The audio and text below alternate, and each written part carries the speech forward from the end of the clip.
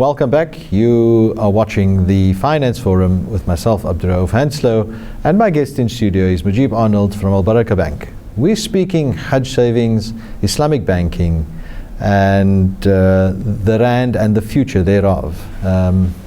Mujib, before the break, I went into, briefly touched on the sukuk offerings that Al Barakah Bank has, as you so rightly mentioned.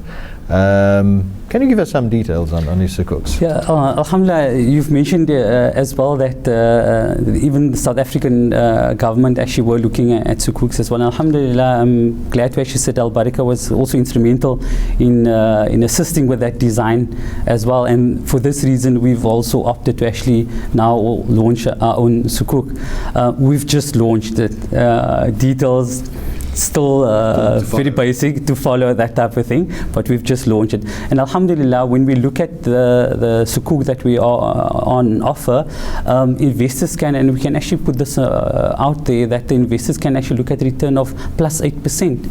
Now, that is very good money, or very good return on investment, but important for people to understand that sukuks is generally seen as medium to long term, and when I say medium to long term, it's more on the long term side, which is up to 10 years. So when people actually look at that, the intention would be to actually put in money in there and leave it in for 10 years.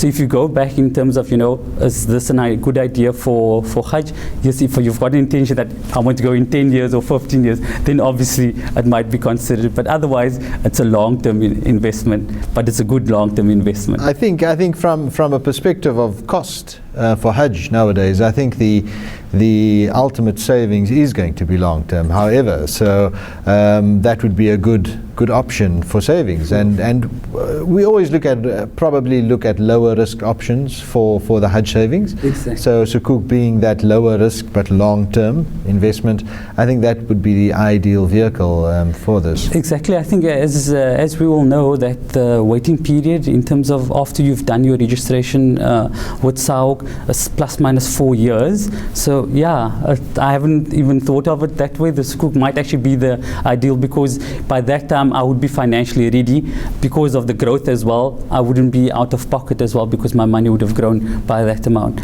The Hajj account obviously being the most ideal on the short term, because whenever you're ready, the monies can be made available to you, and for both for Hajj and for Umrah. And that's one plus side of it. If I have a short-term intention that, I want to go in 4 years, I want to go next year. And speaking about the Hajj and Umrah savings, is there any locked-in period for that investment, or can one access that money anytime? Well, there is a locked-in period, being the fact that the intention is for Hajj or Umrah. So generally what we do, the funds that you put in there should only and may only be used for Hajj and Umrah. But because also Al Barakah also understands that clientele and situations that will come up from time to time as well, what it's actually built in is that every 12 months there's a 5-day window period that you can have access to if there's a need for you to use it. Obviously, if there's an emergency, that will be an exception to the rule, that we will try and make the money available sooner. But there is a 12-month window period where you can access that funds. We also, a person must realize as well, when the intention is made for Hajj as well, it's always easy that, I've got funds, I'm just going to take from there and actually use it as well. So we needed to actually put that limitation in place so that the Haji or the intended Haji could not access that funds and actually say, I can't touch this because it's meant for Hajj. I can only add on to that as well. But like I said, in terms of the design, our Sharia board, with the system of Sharia board and our product advisors and designers, has come up with this idea that, 12 months window period, if the person wants to draw it for any other reason, he can draw out of there and then start again, that type of thing. That's very interesting. You also mentioned earlier that you offer investments to clients. What type of investments are we speaking about, Mujib? The range, as we've indicated, is spread long and far as the Hajj account is concerned. On the investment side, we've also got the Old Mutual Al Barakah Equity Fund and Balance Fund. We've got the account called a regular income provider. We've got a monthly investment plan, participation investments, that is from short term to long term, 35 days, 3 months, 6 months, 12 months, even up to 2 years as well. And again, the profit sharing that we do is competitive in terms of your period that you sort of lock yourself in as far as that is concerned. That the Haji, well, not even Haji, any Muslim or non-Muslim can invest in there and ensure that the return that he's getting from his investment is going to be clean. We would not be breaking down in terms of community. We have taken on the amana.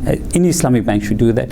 Taken on amana that you won't use, or the monies that you return that you're giving would not be invested in anything that is seen as haram in Islam. Okay, now you've unpacked that. Basically, so there's a unit trust component to this as well. So it's very interesting to see that the options you give to the savings plan is on various different folds. So you start at the lower risk and you go all the way up to the possibly the highest risk possible. And we all know, and a few weeks back we had one of the financial advisors on who spoke about unit trust and the risks about unit trust. And the one thing that always comes out is that equity is possibly the highest risk investment, but over the long term can be the most beneficial. So I think here to appeal to our youngsters who are planning to start out their lives, starting to get married, starting their careers, and that who wants to save for Hajj and plans to go in the next 15 to 20 years maybe for Hajj, that the equity probably would be a good option, considering what the financial advisors are saying about equity at the moment. No, indeed. Firstly, the appeal would be for those people that, inshallah, plan to actually go for Hajj, not to wait that long. Our health is not always there, so that is always there. But yeah, the option that is available is the unit trust as an option. Not the most ideal, because as we know, and as you've indicated, you had a session as far as that is concerned, because unit trust, it's related to the markets. Through and through. So if you're only going to invest in a unit trust for Hajj, there can be an underlying risk where, you know what, I want to go in 3 years or 5 years, is enough time, but anything can happen on that 5th year. Like in 2008 when that huge bubble burst in America and so on, and all the markets came down crashing and so forth. It had an impact on any unit trust, on any markets, and all markets that had an impact. So you'd find that, you know what, the market has now actually gone down to its low. My capital or my balance has reduced, because that is the only risk that's involved. Your capital, as far as unit trust, can reduce based on your unit pricing and your share pricing and so forth. So at that time, you might actually say that I wanted to go in 2010, but the market's not good. I can't go now because I don't have enough money.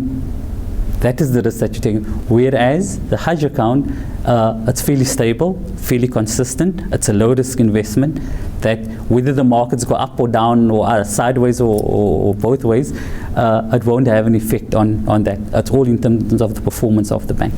Now, you know, just speaking about the current economy and where we were and where we are today, I mean, currently we're seeing a tremendous amount of pressure on our economy, and it's totally due, and we can say it's due to political instability at the moment.